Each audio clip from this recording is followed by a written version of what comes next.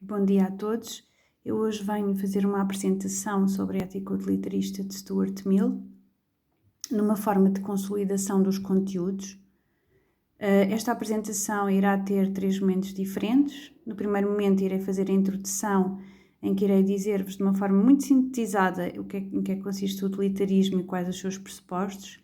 Depois irei falar sobre o princípio da maior felicidade e utilidade, que é o princípio que está na base de toda a ética utilitarista proposta por Stuart Mill. Também irei focar o conceito de imparcialidade e consequencialismo. Por fim, a apresentação irá focar as críticas que podemos fazer à ética de Mill, à ética utilitarista, e ainda irei fazer uma comparação entre a ética deontológica de Kant e a ética de Stuart Mill. Como introdução, o que é que nós poderemos dizer sobre o utilitarismo? Ora bem, o utilitarismo é uma teoria ética e, sendo uma teoria ética tal como a ética de Kant, procura responder à questão o que torna uma ação moral. Portanto, nós já tínhamos visto que em filosofia nós iniciamos sempre as nossas reflexões tendo por base uma pergunta. E a pergunta que nos conduz a toda a análise das éticas, seja ela deontológica ou utilitarista, esta grande questão, esta grande pergunta é esta: o que é que torna uma ação moral? Será então a questão principal? E esta questão principal também pode ser reformulada e traduzida em muitas outras. Temos aqui alguns exemplos da reformulação desta mesma questão, que é saber se existe um critério de moralidade que permita distinguir uma ação boa de uma ação má, isto é, há algum critério que nos permita dizer que aquela ação é uma ação moral ou que nos permite dizer que aquela ação não é uma ação moral e por isso é uma ação considerada má. Ou em que é que consiste uma ação moralmente permissível? Dizemos que é permitido moralmente aquela ação. Como é que isso acontece? De que forma? Qual o fundamento da moral? Ou seja, qual é a base, no fundo, da moralidade? Todas estas questões são questões que quer a ética de Kant, quer a ética de Mill procuram responder. Portanto, a questão base é a mesma. Em que é que consiste uma ação moral? Apresento-vos aqui um mapa mental que idealizei acerca do utilitarismo porque queria reforçar, para entendermos a ética utilitarista de Stuart Mill, é necessário fazer uma conjugação de vários conceitos. Cada um de nós terá que encontrar uma forma de relacionar esses conceitos, porque eles estão associados uns aos outros.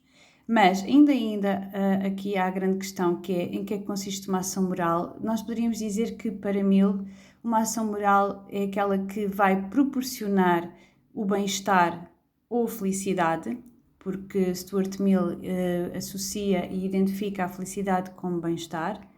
Mas, por outro lado, essa mesma felicidade ou bem-estar também está associada a outro conceito, que é o conceito de utilidade.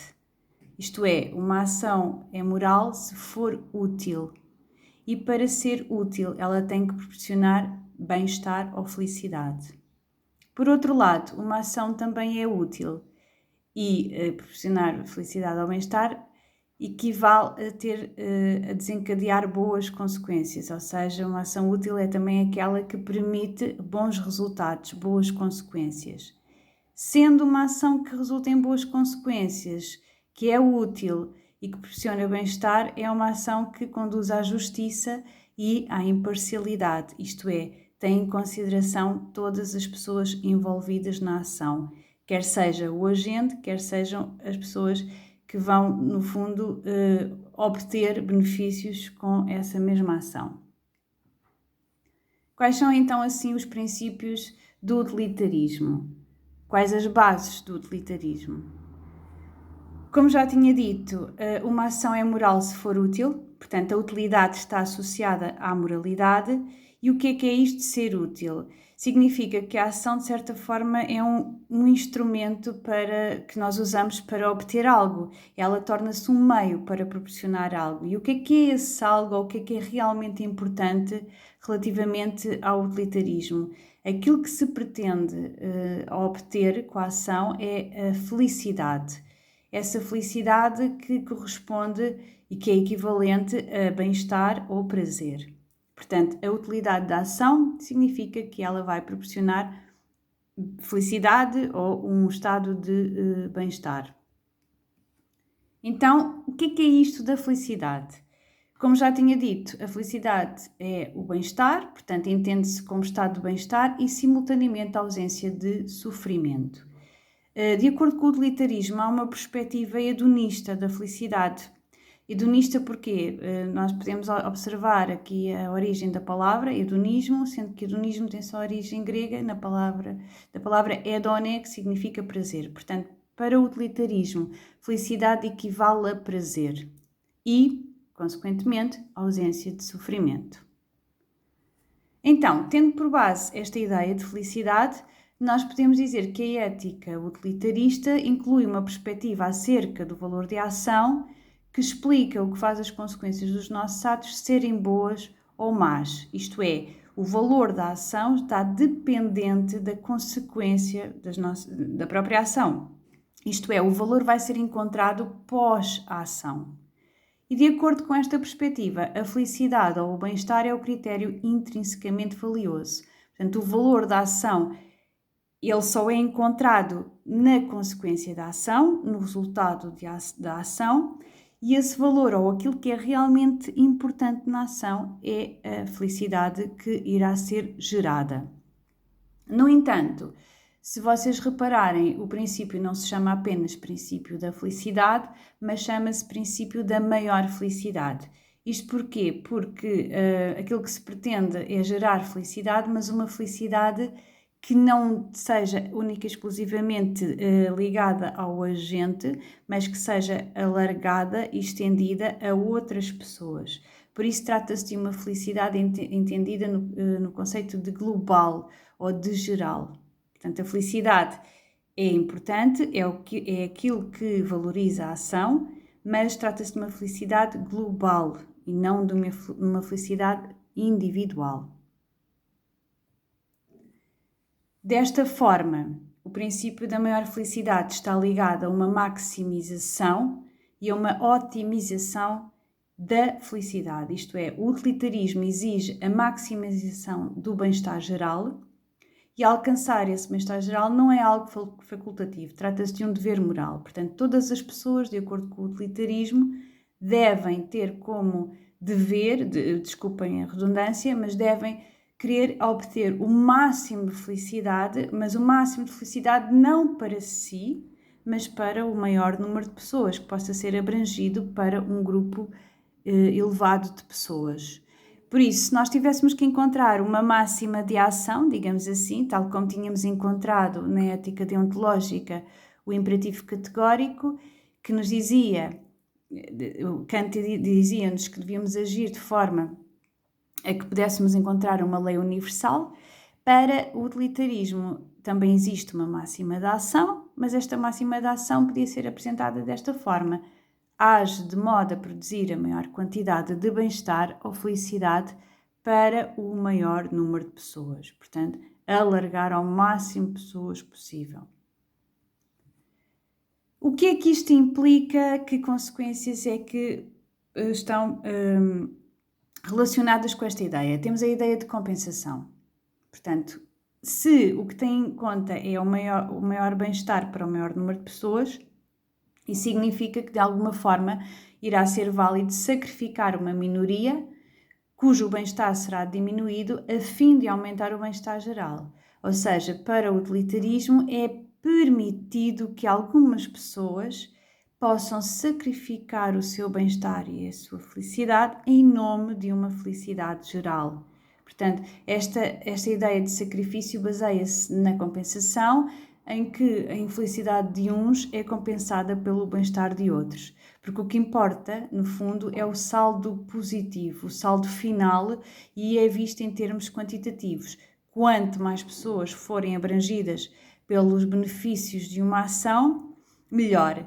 Se para serem beneficiadas essas pessoas, algumas tenham que ser sacrificadas, algumas tenham que sacrificar o seu bem-estar, não haverá problema desde que o saldo seja positivo. O que é que isto significa em termos de ponderação, por exemplo, entre as pessoas? Que pessoas iremos escolher que possam sacrificar a sua felicidade e aquelas que nós vamos ter em atenção a sua felicidade. Isto tem a ver, não tem a ver propriamente com o tipo de pessoas, porque o primeiro critério, a primeira triagem das nossas ações, ela prende-se com o número de pessoas que são envolvidas.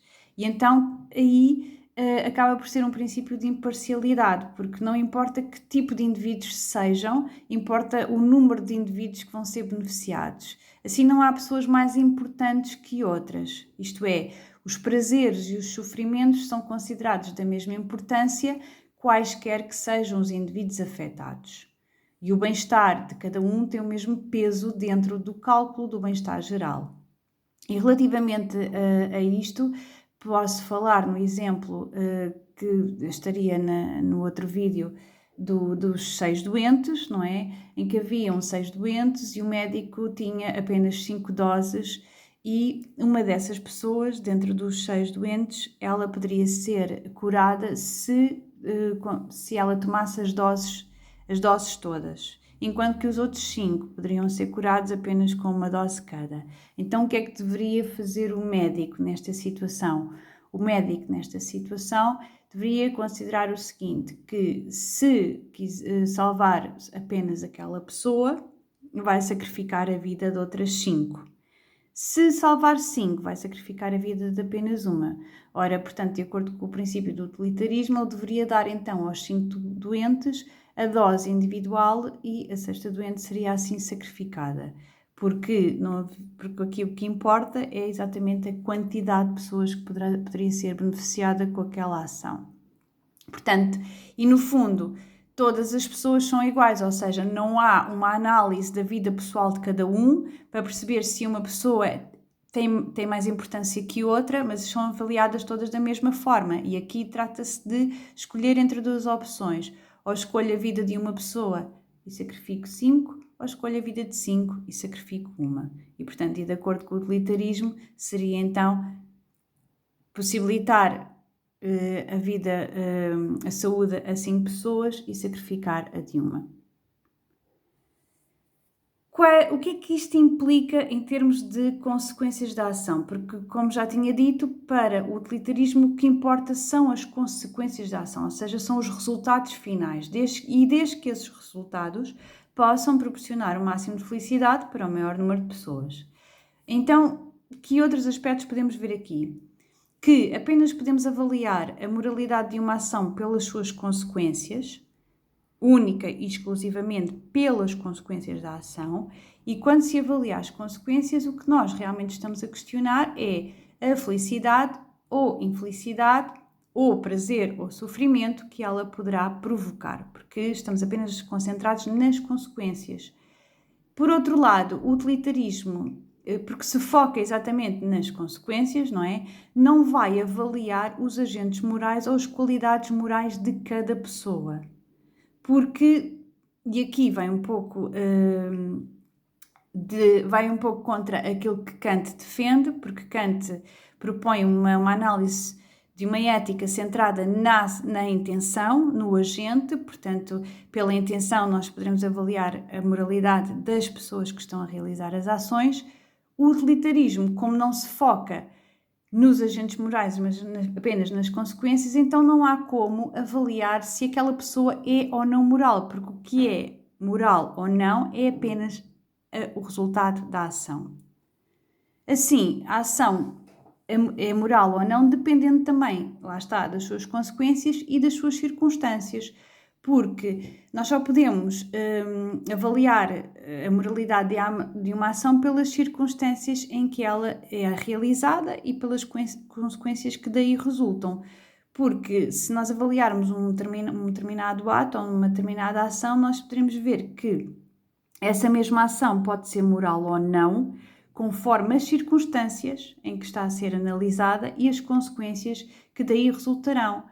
E, neste caso, por exemplo, temos o poder mentir por uma boa causa, ou seja, Já sabíamos que diferentemente de Kant, nunca deveríamos mentir.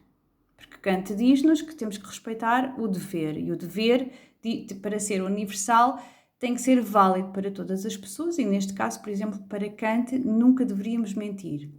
Mas para Stuart Mill, como a moralidade resulta das circunstâncias e das consequências, dos benefícios que possam advir dessa ação, então, por exemplo, mentir poderia ser aceitável, poderia ser moralmente permissível naquela circunstância específica, ou por uma boa causa, por exemplo, ou então, outro exemplo, poderia ser permitido roubar porque queríamos nos alimentarmos e não tínhamos dinheiro para comprar comida. O que é que implica agir moralmente de acordo com o utilitarismo? No fundo, trata-se aqui de um trabalho de ponderação, mas é uma ponderação que é do domínio, obviamente, da previsibilidade, porque não temos certezas de nada, mas o que implica é que o agente, antes de agir, antes de escolher realizar a sua ação, vai ter que inventariar todas as alternativas da ação. Vai ter que fazer uma ponderação dizendo que se opto pela ação A, é provável que haja estas consequências, mas se eu opto pela opção B, poderão haver aquelas consequências. Então é uma espécie de inventário de todas as alternativas de ação possível. Por outro lado, para além de tentar perceber essas alternativas, é também ponderar sobre as consequências previsíveis de cada alternativa. E depois dessa ponderação, agir de acordo com aquela consequência que, previsivelmente, proporcionará a maior felicidade para o maior número de pessoas. Ou seja, o agente, antes de agir, tem que tentar imaginar quais serão as consequências previsíveis da sua ação e optar por aquela que poderá, obviamente, não sabemos, não temos a certeza, mas prevemos que possa proporcionar a maior felicidade para o maior número de pessoas. O conceito de felicidade, assim, ele é entendido de uma forma diferente daquela que seria proposta pelo fundador do utilitarismo, Jeremy Bentham, que teria dito que a felicidade estava relacionada com a quantidade de prazer que poderia provocar. Stuart Mill vai posicionar-se de uma forma diferente, ele vai avaliar esta questão da felicidade não só como a quantidade, a intenção, a duração, etc., mas ele vai se focar numa outra característica mais importante que é a qualidade. Portanto, se tivéssemos que avaliar as nossas ações em termos de felicidade, temos que fazer uma nova triagem aqui e se calhar optar por o tipo de prazer que tenha melhor qualidade. Como é que nós sabemos se um prazer tem mais qualidade que outro? Através de uma hierarquia que ele próprio estabelece entre prazeres superiores e prazeres inferiores. Para Stuart Mill, então, há uma hierarquia de prazeres, ou de felicidades, digamos assim, e para ele aqueles que são mais importantes são os chamados prazeres superiores. O que é que são estes prazeres superiores? São todos aqueles que estão associados ao intelecto, à dignidade, ao amor pela liberdade e independência pessoal. Podem ser prazeres relacionados com sentimentos morais, tais como a generosidade, a nobreza do espírito, ou valores como verdade, liberdade, justiça, conhecimento. Para Stuart Mill, estes prazeres relacionam-se sobretudo com o desenvolvimento moral, social e intelectual de cada pessoa. Portanto, se tivéssemos que escolher, já sabemos que para saber se uma ação é moral ou não, temos que ter em conta as consequências dessa mesma ação, saber se essas consequências vão proporcionar felicidade e na avaliação dessa felicidade nós temos que colocar em primeiro lugar, ou seja, dar primazia aos prazeres superiores. Portanto, teríamos que perceber que tipo de felicidade é que vamos gerar e temos que, se pudermos, escolhermos primeiro os prazeres superiores aos prazeres inferiores. Quais é que são os prazeres inferiores? Os prazeres inferiores são todos aqueles que são associados ao prazer físico e imediato da nossa natureza também animal, que está relacionada com as necessidades físicas e os desejos. Portanto, para Stuart Mill, é importante que a ação possa proporcionar um máximo de felicidade para o maior número de pessoas, mas essa felicidade deverá ser primeiro a felicidade que é associada a estes prazeres superiores. O nosso intelecto, a nossa relação uns com os outros, os valores, etc. Por fim, gostaria de vos falar um pouco das críticas que possam ser feitas ao utilitarismo e depois fazer a análise comparativa entre as éticas utilitarísticas e deontológica. Existem inúmeras críticas que nós podemos fazer ao utilitarismo. Eu realcei aqui duas, porque depois destas duas poderemos pensar em muitas outras. Uma das grandes críticas que é feita ao utilitarismo é o facto dele conduzir à possibilidade de haver ações moralmente reprováveis. E isto é interessante porque, sendo uma ética que procura encontrar uma solução para uma ação moral, não é? Em que consiste uma ação moral, pode ter como resultado exatamente o contrário, ou seja, pode desencadear ações que não são morais. Como, por exemplo, o exemplo é o sacrifício do bem-estar da minoria, de algumas pessoas, em benefício da maioria.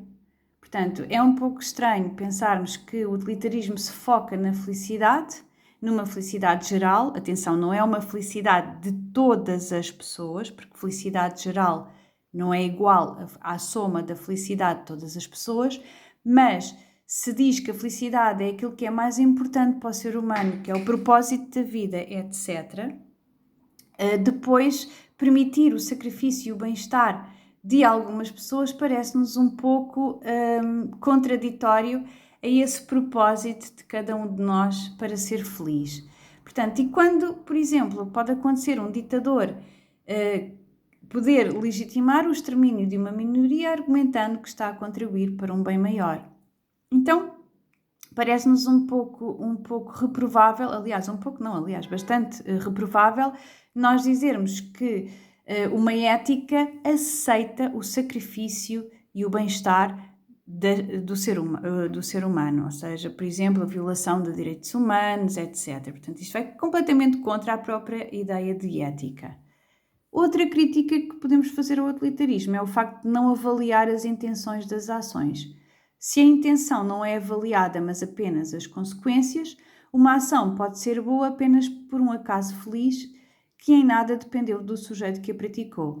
Portanto, imaginem o que é uma pessoa que até tem má índole, que até é má, não é uma pessoa com bons sentimentos, digamos assim, e por acaso a consequência da ação gerou felicidade.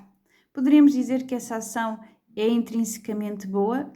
Ela, a única coisa que fez foi gerar uma felicidade, foi ter uma boa consequência, mas pode ter sido apenas por uma questão de acaso e que nada depende da personalidade da pessoa que realizou essa ação. Isso, o que é que leva também, que outra crítica é que podemos fazer? O facto de, para o utilitarismo, as pessoas não são boas nem são más, mas apenas as ações com bons e maus resultados, o que parece-nos também um pouco estranho, porque nós temos também tendência, no nosso dia-a-dia, para avaliar a forma como as pessoas são, a forma como a sua personalidade é revelada, etc.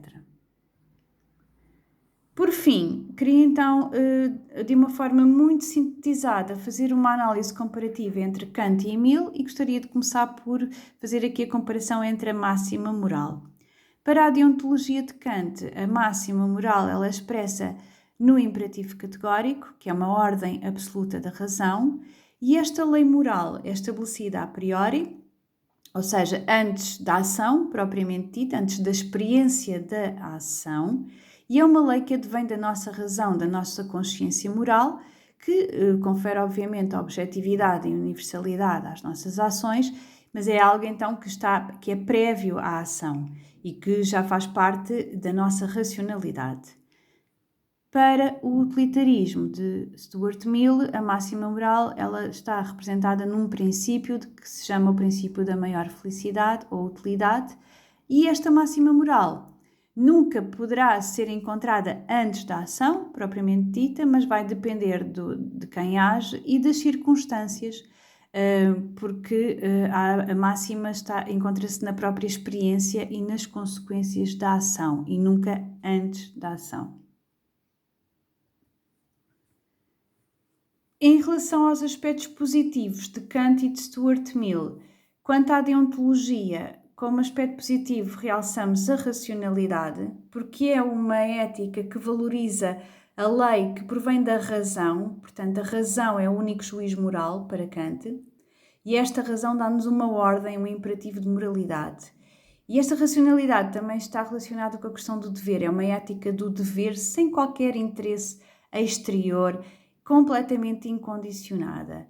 E, portanto, é importante perceber que há este aspecto positivo de racionalidade, porque, para Kant, o sujeito, quando age moralmente, age sem qualquer tipo de interesse.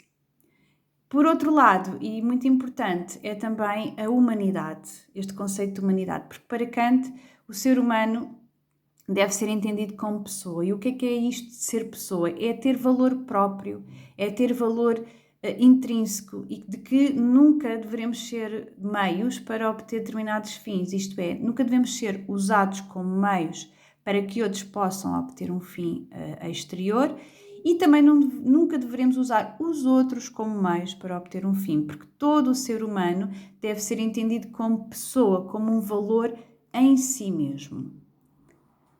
Quanto ao utilitarismo, aspectos positivos, podemos focar a questão da felicidade e imparcialidade, porque nos diz que a felicidade é o propósito da vida humana, mas é uma felicidade global, ou seja, todos os seres humanos devem procurar a felicidade, mas uma felicidade global, e não há ninguém mais importante que ninguém, por isso é que é imparcial. E depois há aqui um aspecto que é uma ética um pouco mais perto da realidade, porque está focada nos resultados da ação propriamente dita. Portanto, só depois da ação realizada, da ação real, é que nós encontramos, é que nós podemos finalmente confirmar ou validar ou não a moralidade. Quanto aos aspectos problemáticos, a deontologia não resolve conflitos de dever, e isto nós já tínhamos visto quando demos Kant também, porque não tem uma resposta eficaz do confronto de obrigações morais diferentes, como vimos aquele caso dos pescadores holandeses, que aqui dois conflitos de deveres ou obrigações morais diferentes, que era não dever mentir e proteger os inocentes. E, portanto, a ética deontológica não consegue resolver este conflito de deveres ou obrigações morais. Outro aspecto problemático da ética deontológica é o facto de ela ignorar as consequências de uma ação. Porque mesmo um sujeito com boa intenção pode provocar uma ação com más consequências. Portanto, a sua intenção era boa, mas pode desencadear uma ação com más consequências. Relativamente aos aspectos problemáticos do utilitarismo, o conceito de felicidade é discutível. Porque, embora ele nos indique que a felicidade é o propósito da vida humana e que o que se pretende é uma felicidade global, o que acontece é que nem todas as pessoas têm a mesma opinião acerca da felicidade. E se nem todas as pessoas têm a mesma opinião acerca da felicidade, vai ser um pouco difícil perceber que tipo de felicidade é que nós procuramos. E, por fim, ignora a intenção da ação, ou seja, deixa de lado a avaliação da moralidade dos agentes, só está focado nas consequências ou nos resultados da mesma e, portanto, parece que deixamos de ser pessoas, deixamos de ser agentes morais. Portanto, esta análise comparativa mostra-nos que quer uma ética, quer outra, tem aspectos positivos, mas também tem aspectos problemáticos. Resta agora deixar-vos ao vosso critério uma reflexão para perceberem com qual das éticas é que se identificam ou se o ideal não seria aqui encontrarmos uma simbiose entre as duas, de forma a que cada uma possa colmatar a falha de outra. Termino assim esta apresentação, espero que tenham gostado. Qualquer dúvida que tenham, podemos esclarecê-las nas aulas síncronas. Obrigada!